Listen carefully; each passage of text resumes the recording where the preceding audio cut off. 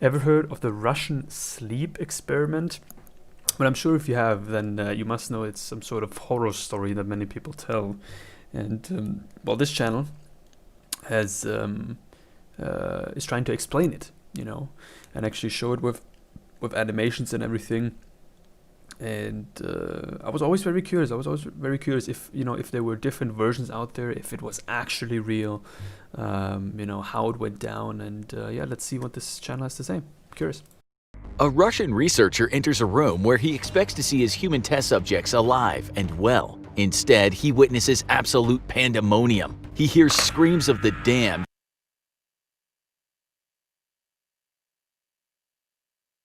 and in front of him is a body that's been torn apart and eviscerated. It looks as though the Antichrist himself has been in the room. Even the survivors have had chunks of flesh ripped from their arms and legs. Jesus. Their ends of their fingers shown exposed bone. Their faces are sheared of skin. What is this inferno of madness, thinks the researcher. This wasn't exactly how the experiment was supposed to turn out, he thinks. Okay, the food wasn't great. We might have made those beds a bit more comfortable, but tearing each other to shreds over a bit of lost sleep? Come on, guys, that's not very comrade of you.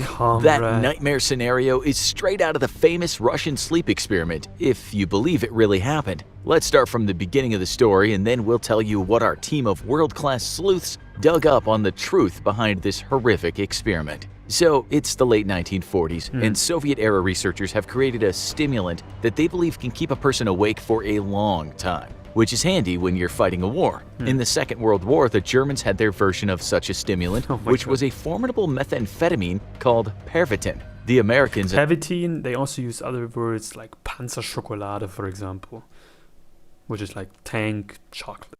And the British would dose their troops with the amphetamine Benzedrine, which was similar to your garden variety speed. The Soviets are looking to up the ante and use their own version of a drug, which won't lead to a total wipeout after a 3-day-long binge. They've made something special, but they need to test it on humans first. It's not hard to find test subjects since prisoners of war were aplenty in the 1940s. And where prisoners were concerned, bypassing ethical considerations wasn't such a big deal. They set up a test area where 5 subjects will stay. It's a sealed environment into which the researchers can release the stimulant in gas form and check if the levels of oxygen are okay. The subjects have been given dried food, each a bed with no bedding, running water, and a toilet. The researchers listen to the subjects through a microphone, and there are cameras through which they can monitor the subjects. The only portholes to the outside are 5-inch thick glass windows, which are barely good enough to see a shadow from. The scene is set, and the 5 men seem in good spirits for the first 3 days. The gas is doing its job, and the researchers are pleased about that. One researcher... But I'm curious, did they even have something like security cameras in the 1940s?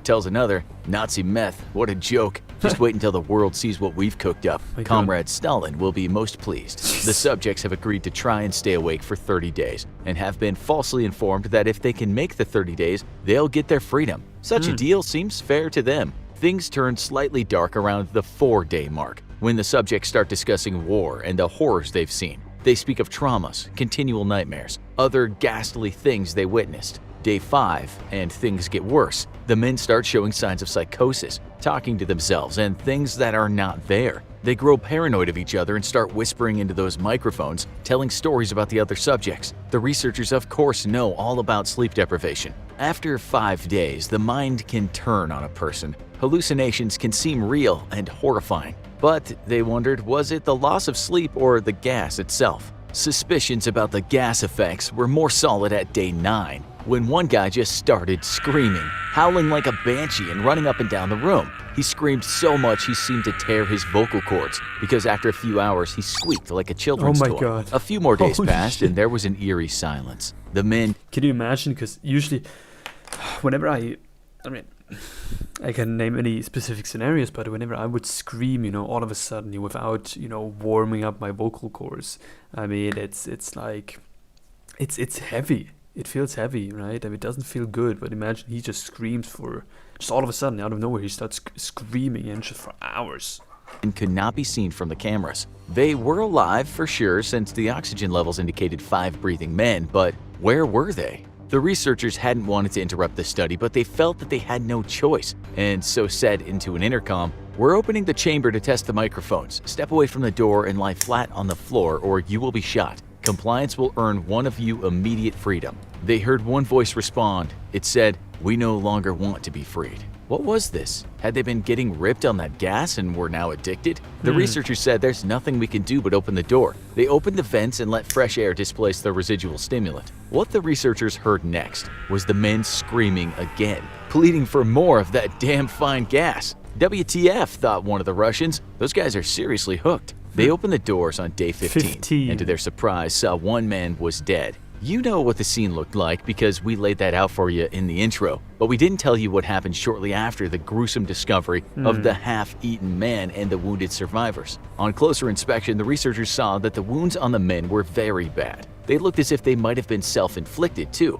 They had torn the skin and muscles from their own chests, which revealed the horrific sight of the men's lungs. Each man, it had seemed, had performed this macabre surgery on himself. Blood vessels that were still working had been removed. Other internal organs were seen laid out on the floor like a piece of art, and the men were going to eat those morsels. They were dining on their own bodies and doing it with enthusiasm. The researchers— Okay, come on. At this point, I mean, I can't imagine you can.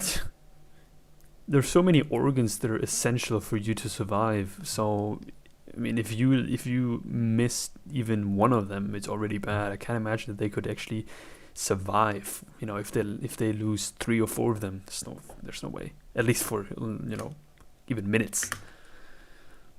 Called for backup, not daring to go near those poor wretches. They closed the door to howls of the men pleading for the gas to come back. When soldiers arrived to help remove the subjects, the extrication process wasn't exactly fun. One of the subjects ripped a man's throat right out, while another soldier had his balls removed. 5 soldiers lost their lives in total, but some of the victims took their own lives after the event. Once the subjects were out, the doctors injected enough morphine into them to sedate a Canadian moose. But the men still fought like wild beasts. One subject bled out and his heart stopped beating, but he still carried on screaming, "Give me gas! I need gas!" A doctor had some bones broken during that grim spectacle. The 3 others were eventually sedated and strapped and moved to a secure facility. The researchers talked to each other, saying things like, "That wasn't meant to happen, was it?" They hated to admit it, but maybe the Nazis, the Brits, and the Americans had done the right thing in just plying their troops with top-notch crank. The surgeons got to work on putting the missing organs and bits of viscera back into one man, but this guy almost broke through his restraints. When the docs finally got the anesthetic into him,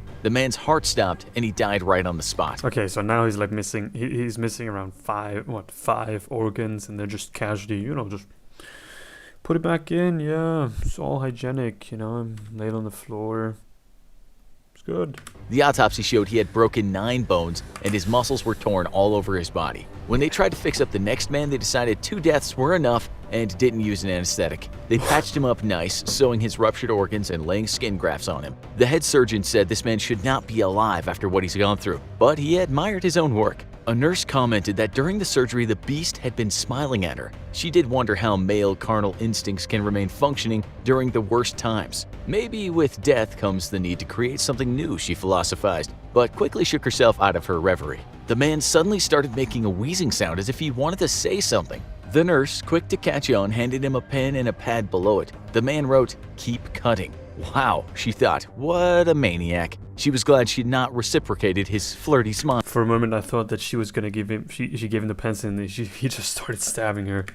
As for the other maniac, he laughed like a hyena during his bodily reconstruction. He said he wanted that gas, the good stuff. And when asked why, he said he just needed it to stay awake. The surgeon mused, if these guys weren't so hell-bent on eating themselves, they'd make excellent night shift custodians. Cleaners, perhaps, or maybe security. But he knew all too well that they couldn't be trusted to wash their hands. Then, a former KGB agent had an excellent idea, something that had amazingly escaped everyone else's thoughts. Why not put these poor suckers back on that gas? He said it seems the problems all start when they all go into withdrawal. Hi, they're okay, if not a bit hyper and paranoid. We can work with that. Once back on the gas, they were fine and dandy, but then something strange happened. The EEG monitor showed crazy brain activity, but then it just died down. One man flatlined. Finally, he just died. His last boost of that junk had done him in, or at least it seemed so. The last guy ended up back in the study room with the other guy seemingly dead on the bed, but 3 researchers were in there too.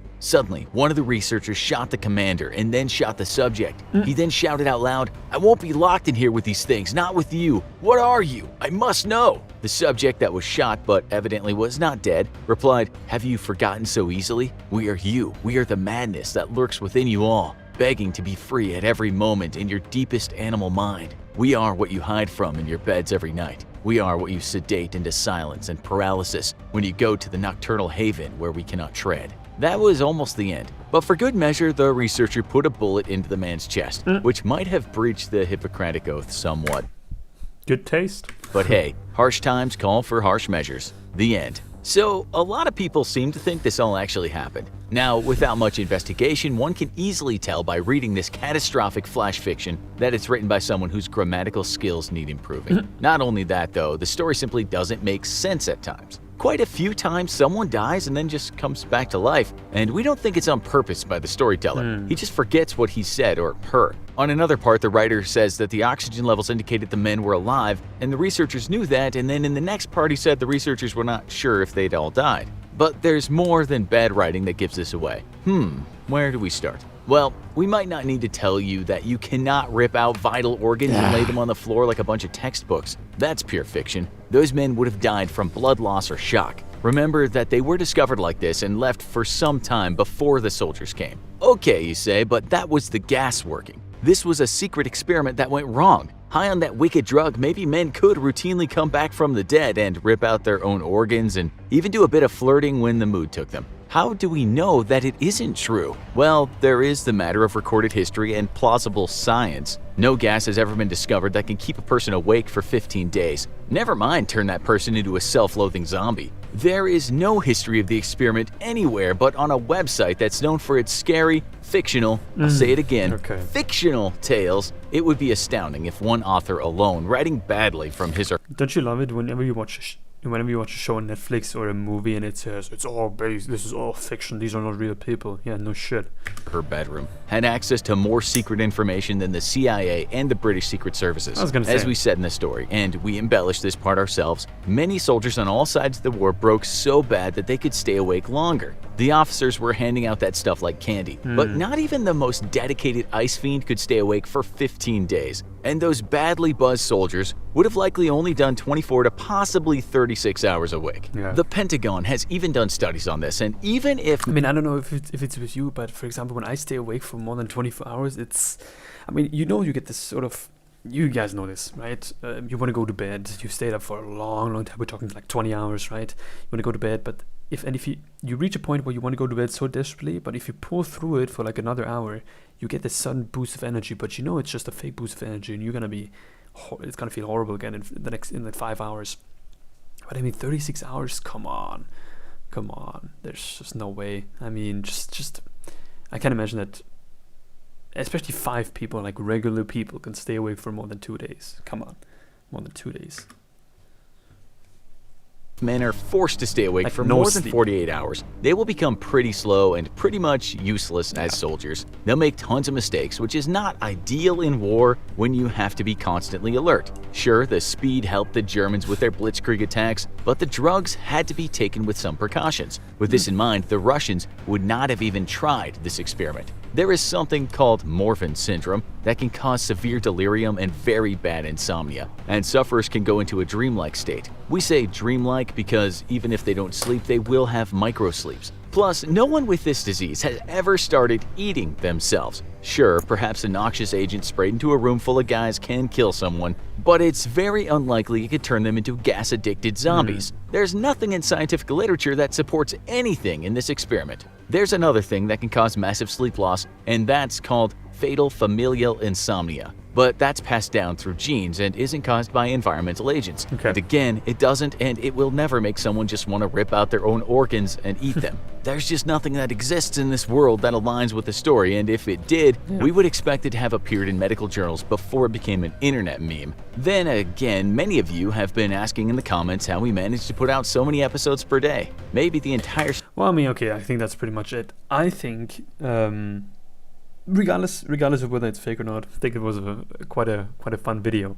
Now obviously, you know, if you pay attention to the details, sure, you know, it just doesn't add up at times. But I love these stories. You know, I might have to do some supernatural horror ghost type-ish reactions next, because I'm really interested in those. Not that I believe them, but I guess I find the production value pretty good when it comes to that. Yeah, let me know have you ever heard of the Russian sleep experiment before? Let me know in the comments. Other than that, you know, if you have any suggestions, also let me know. And yeah, like, comment, subscribe. Have a good one.